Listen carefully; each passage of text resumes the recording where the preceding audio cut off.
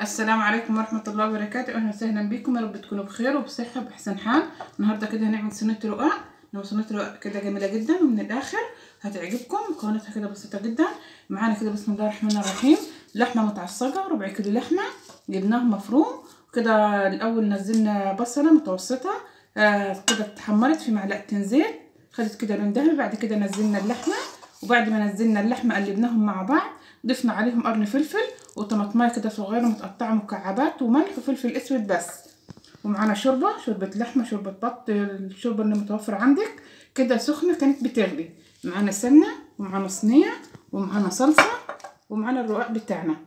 هنبدا كده بسم الله الرحمن الرحيم.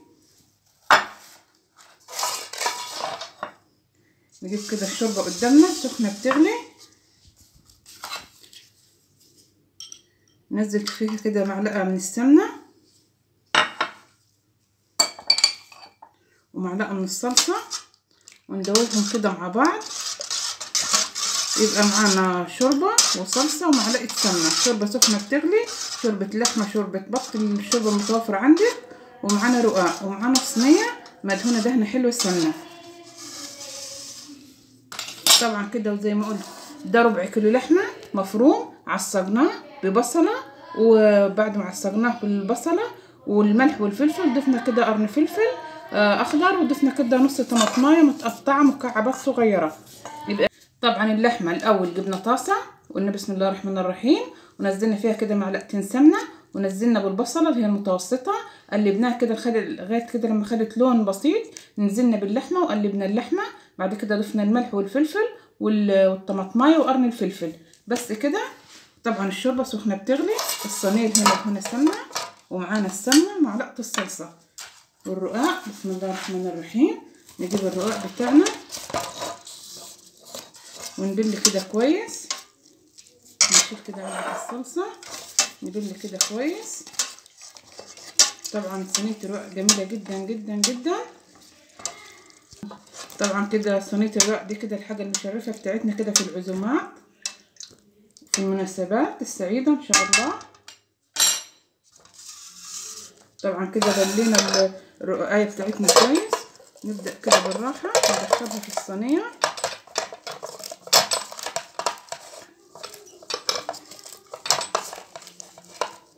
بالشكل ده، ونجيب كده رقاقية تاني ونبل كده كويس. طبعا انت كده لو اثناء بتبلي في الشوربة والشوربة بردت معاكي عادي جدا تسخنيها كده تاني على البوتاجاز، بس اهم حاجة كده تبلي كويس من الجنبين.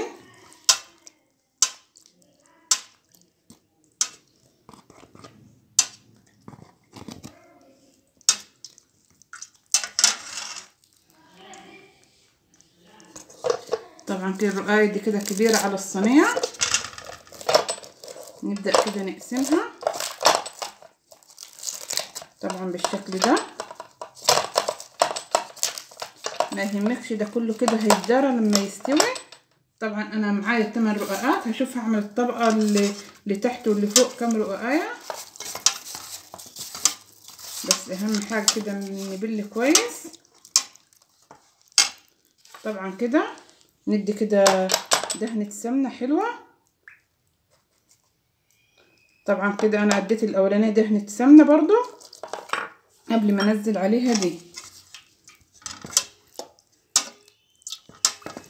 طبعا كده نبل كويس. شايفين كده الطريقه سهله وبسيطه.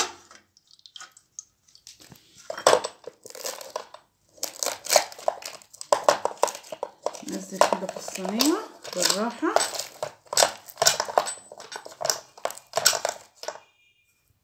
طبعا كده ندي كده مسحه سمنه حلوه.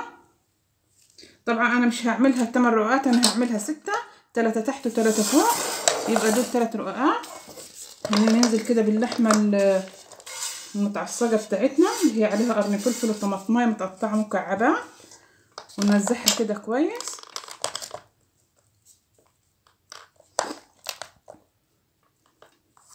طبعا تعصيجة اللحمه سهله جدا جدا. طبعا كده شويه جبنه موتزاريلا اللي حابب يضيفهم تديها كده برضو طعم كده جميل وحلو. طبعا انا معلش بس كده طولت عليكم شويه لاني انا سخنت الشوربه تاني لانها بردت.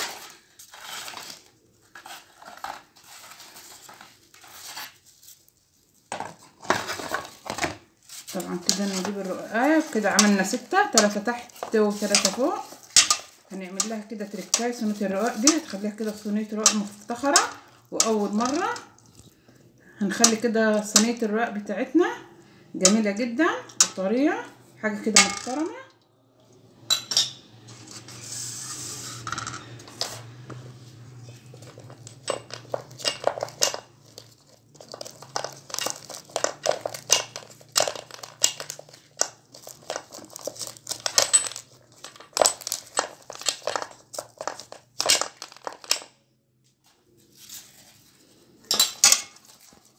طبعا كده صينيه كده رقاق جميله جدا، وهنضيف عليها كده مكون هيخليها كده جميله جدا وطريه، وعكس الرقاق اللي بتشوفيه كده تماما، حاجه كده مختلفه. هتنسي كده طريقه الرقاق التقليديه، مش هتعملوا غير الطريقه دي.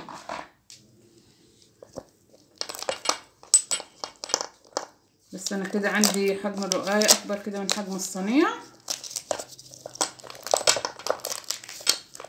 طبعا كده ده رقاق بيتي.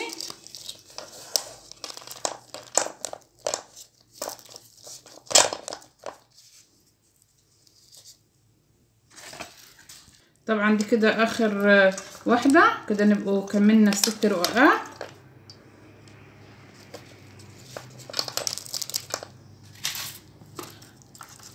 طبعا انا بسنق الشوربه بردت مني وسخنتها مره.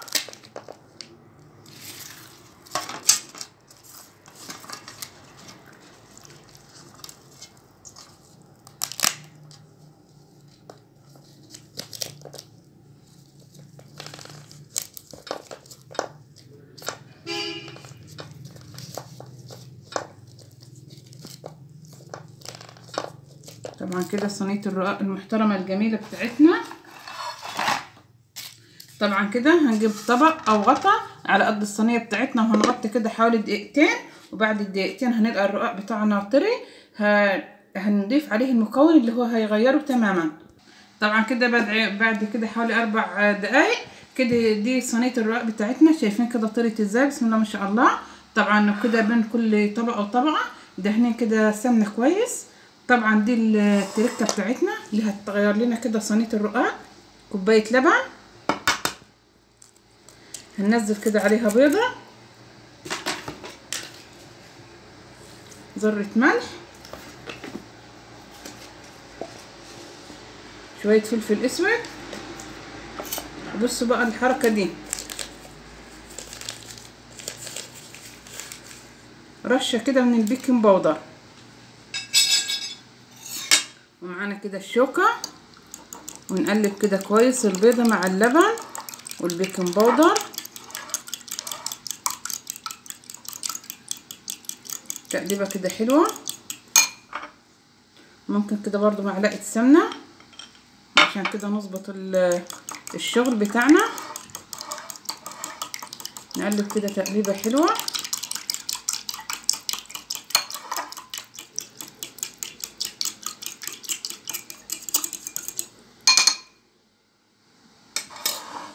نيجي كده صينيه الرقاق بتاعتنا، ونبدا كده بسم الله الرحمن الرحيم. شايفين كده طريت كده معانا ازاي وجميله.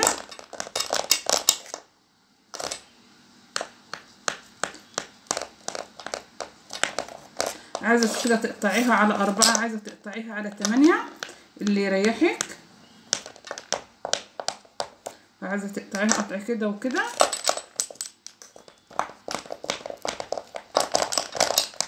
تبقى برضو كده جميله.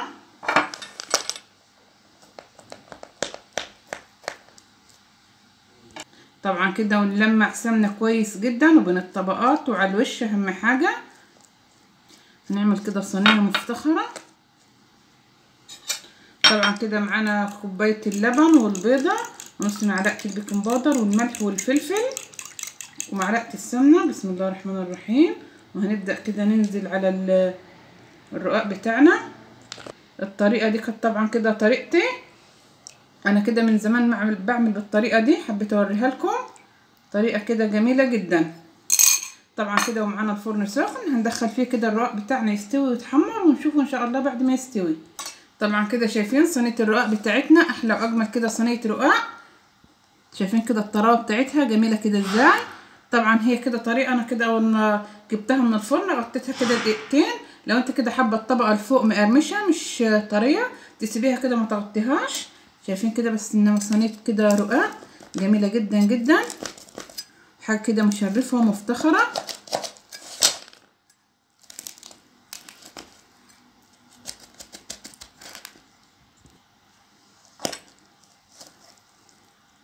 طبعا كده شايفين متحمره كده ومستويه من كل الجوانب. طبعا كده والحشوه جوه شايفين، شوف كده الجبنه بتاعتنا، شايفين كده الجبنه سايحه كده وجميله وبتشد ازاي. طبعا كده وصينيه الرق بتاعتنا كده جميله وطريه، وشايفين كده الجمال والحلاوه، حاجه كده جميله جدا. شايفين جربوا الطريقه دي، طريقه كده حلوه وانا شغاله كده بيها من سنين، بعملها كده عندي في البيت. الطريقه دي بتبقى جميله جدا جدا ومختلفه تماما عن طريقه الرقاق التقليديه اللي بنعرفها. الطريقه دي جميله جدا وبتخلي كده للرقاق طعم مميز. شايفين كده النتيجه قدامكم. والسلام عليكم ورحمه الله وبركاته.